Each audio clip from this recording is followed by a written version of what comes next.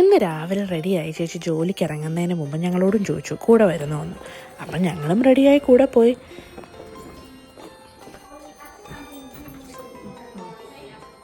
അമ്മുവിന്റെ question ചോദിക്കും, നിന്റെ question ചോദിക്കും. എനിക്കിപ്പം പെർത്തിൽ നിന്ന് ഇങ്ങോട്ട് നേഴ്സായിട്ട് വരണം, എന്നെ ഇവിടെ കയറ്റുമോ ഫ്രീ ആയിട്ട്? എനിക്ക് തോന്നുന്നത് പെർത്തിലും ഓസ്ട്രേലിയയിലും 3 വർഷത്തെ എക്സ്പീരിയൻസ് ഉണ്ടെങ്കിൽ അയർലൻഡിലേക്ക് ഡയറക്റ്റ് രജിസ്ട്രേഷൻ കിട്ടും, ഡയറക്റ്റ് രജിസ്ട്രേഷൻ കിട്ടും. പിന്നെ ഇവിടെ ഒന്ന് വർക്ക് ചെയ്യാലോ. പക്ഷേ ഇവിടെ വന്ന് വർക്ക് ചെയ്യണം, രജിസ്ട്രേഷൻ കൈ പിടിച്ചോണ്ടിരുന്നിട്ട് കാര്യമില്ല.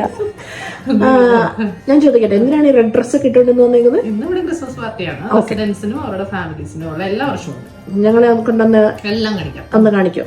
ഓക്കെ, നമ്മുടെ ക്രിസ്മസ് ഡെക്കറേഷൻ. ഇത് എൻട്രൻസ് അപ്പോയർ ഏരിയ. ഓക്കെ, അപ്പോൾ ഇവിടെ നമ്മളൊരു നട്ട് ക്രാക്കർ, ഇത് ലാസ്റ്റ് ഇയർ വാങ്ങിച്ചതാണ് നട്ട് ക്രാക്കർ. ഈ പ്രാവശ്യം ഇവിടെ നമ്മൾ ഡ്രോ ചെയ്തിട്ടുണ്ട്. നല്ല സൺലൈറ്റ് അടിക്കുന്നു.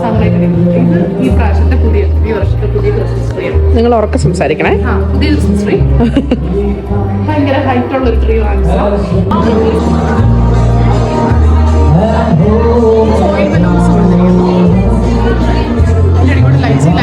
ഈ ഒരു ഏരിയ ഇവിടുത്തെ ഗ്രോട്ടോ ഏരിയ എന്നാണ് പറയുന്നത്. അതായത് സീസണലായിട്ട് ഇവിടുത്തെ ഡെക്കോറും മാറും. ഇപ്പോൾ ക്രിസ്മസ് ആണെങ്കിൽ ക്രിസ്മസ്, ഈസ്റ്റർ ആണെങ്കിൽ അതിൻ്റെ ഡെക്കോർ, സെൻറ്റ് പാട്രിക്സ് ഡേ ആണെങ്കിൽ അതിൻ്റെ അങ്ങനെ ചേഞ്ച് ആയിക്കൊണ്ടിരിക്കും.